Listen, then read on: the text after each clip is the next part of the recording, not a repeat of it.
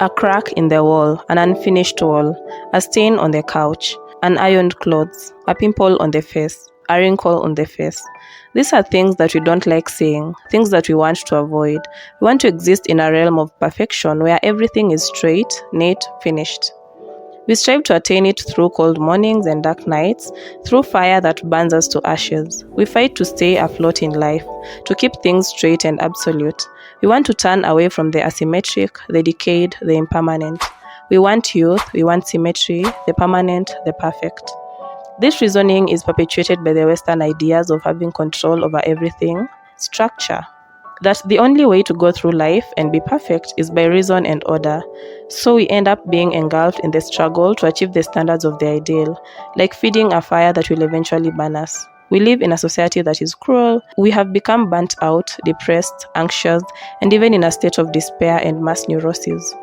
We are presented with ideal pictures and advert videos featuring perfectly happy people who seem to have no cares or worries.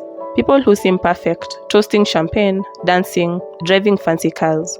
We see the type of sculpted body we always want but can't attain. Perfect friendships, perfect couples, perfect houses, perfect vacation spots. And we want that. We crave this existence without fault, a perfect life. But is it really attainable?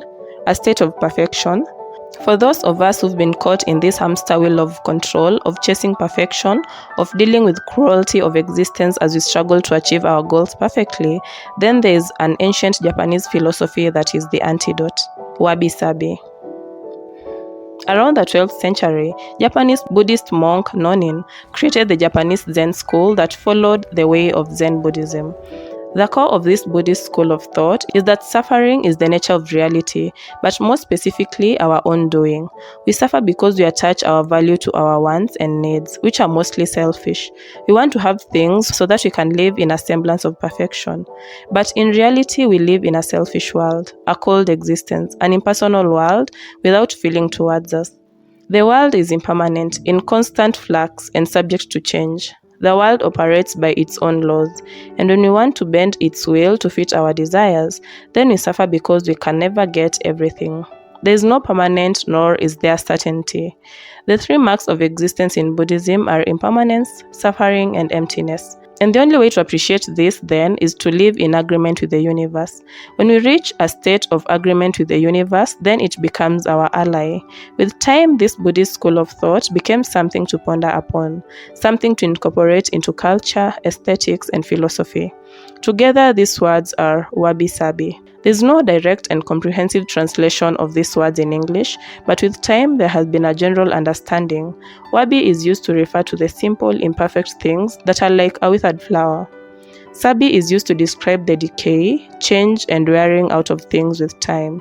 Together they mean appreciating beauty and virtue found in impermanence, incompleteness, and imperfection. Aesthetically, Wabi Sabi values the visually incomplete, worn, asymmetrical, damaged, imperfect, and minimalistic. And more specifically, something that is considered Wabi Sabi embraces the process of formation rather than the end result. Furthermore, the endpoint of something is usually used over and over till it loses freshness and sterility, like bedsheets that become faded, or clothes that wear out with time, or a car that gets old with time. Wabi Sabi nurtures all that is authentic by acknowledging three simple realities. Nothing lasts, nothing is finished, and nothing is perfect. This can be seen in popular art of Japanese pottery. There is raku and kintsugi. Raku pottery is the process of molding items out of clay by use of hands. They are shaped by hand, heated in low heat, and then left out to air dry. This results in porous, uniquely shaped vessels that are simple as can be. This outcome puts emphasis on simplicity. Kintsugi, on the other hand, involves mending broken pieces of pottery by powdered gold, silver, or platinum. These are put in the cracks and then left to show off prominently. The imperfection of these pieces is embraced as normal and a mirror to our lives. Both raku and kintsugi insist on the beauty of brokenness, imperfection, incompleteness, and asymmetry. Life in so many ways is similar. We are temporary beings, flawed and imperfect. We break and mend ourselves. We fall apart, but then we piece ourselves back up together. We fall and rise, and this is a natural process of life. Trusting the process of forming ourselves into beautiful pieces of pottery takes time, and even after taking so much time, the results usually are not perfect. Life is a crescendo of forming ourselves because there is no perfection to be attained. The only way we can get through it beautifully is accepting the flawed parts and trying to repair them like in kintsugi. If our scars show, then they are a reminder of the waves that we've navigated, the oceans that we've crossed, the fire that we've kept burning in us to embrace life. Chasing perfection is as futile as walking on tiptoes. There is no balance, and a slight force can topple you over to a fall, which hurts more. There is no such thing as perfection, and chasing it is like running after the wind. Flaws can't exist outside the realm of thoughts. We only perceive imperfection in our minds. Outside, everything is perfect according to the laws of nature. The more we try to become something perfect, the more weak and brittle it becomes. Constantly sharpening a knife wears it out. Constantly striving wears us out and brings burnout. Even trying to attain a perfectly sculpted body by working out without rest will bring other undesirable effects. We aren't clear ponds of water. The winds, earthquakes, tornadoes, and dust will always cloud us, and the only way that we see is a reflection of clouds and not the bottom of the pond. And that is our own beautiful. The universe in itself is in constant entropy. It is transient. Sea waves rise and fall. They don't soar and soar endlessly. The perfectly beautiful or handsome spouse will one day become wrinkled. That beautifully sculpted body will decay. Our knowledge will vanish, and the cycle of life will continue. So instead of trying to walk perfectly in our tiptoes, why don't we slow down, plant our feet on the ground, and stop chasing perfection? It is easier to carry an empty cup than one that is filled to the brim. The sharper the knife, the easier it is to dull. The more wealth we possess, the harder it is to protect it. In the 13th to the 15th centuries, the elite class of the Japanese used to have extravagant tea parties, showcasing expensive and immaculate ceramic cups and cutlery. This was done preferably under the full moon. Buddhist monk Murata Shuko, however, had different thoughts on this boisterous affair, as it did not mirror the reality of life.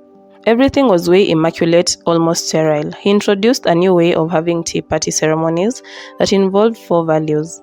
Kin, a form of humble reverence. Kei, a respect for food and drink.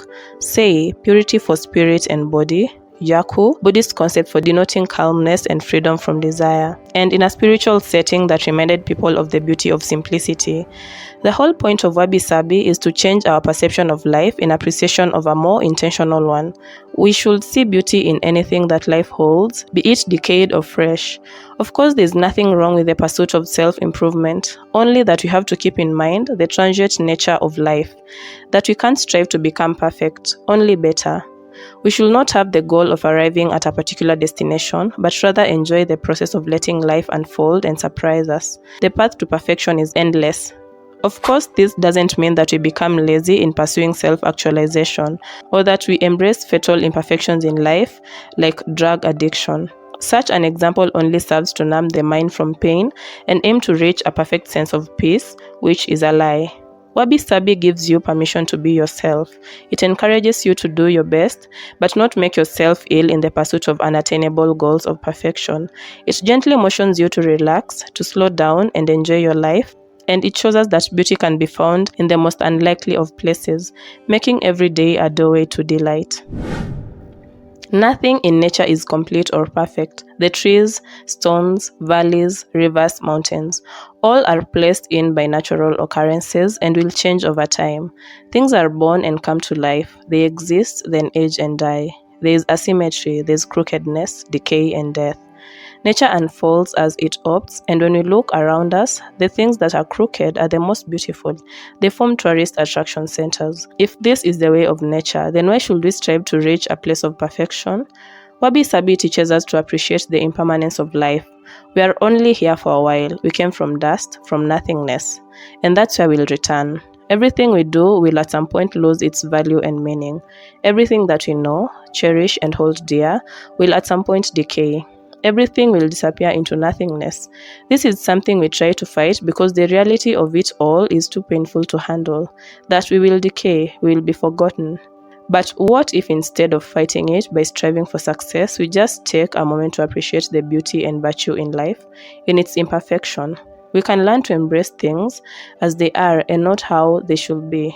We can take a long walk through the forest and detach from our industrialized lives of turmoil and stress. We can be liberated from materialism and perfection to appreciate the nothingness of life, the futility of envisioning sterility. We can then see each other with an appreciation of faults, that we are not supposed to be perfect and we are not supposed to be. How about we appreciate the freckles, the blue eyes, the dark skin, the weirdly shaped feet, the color of autumn, the harshness of winter? How about we appreciate the rough edges of things, the asymmetry of the nature of life, the original and not processed, the dry flower that is withering? How about we become more intentional in what we do to align with nature? Because nature is not judgmental, it is open to us as we are. It is perfect imperfection and operates only that way. We can then see beauty in a cracked wall, an unfinished wall, a stain on the couch, wrinkled faces. We can see beauty, we can see truth, we can see the essence of nature as it unites us all.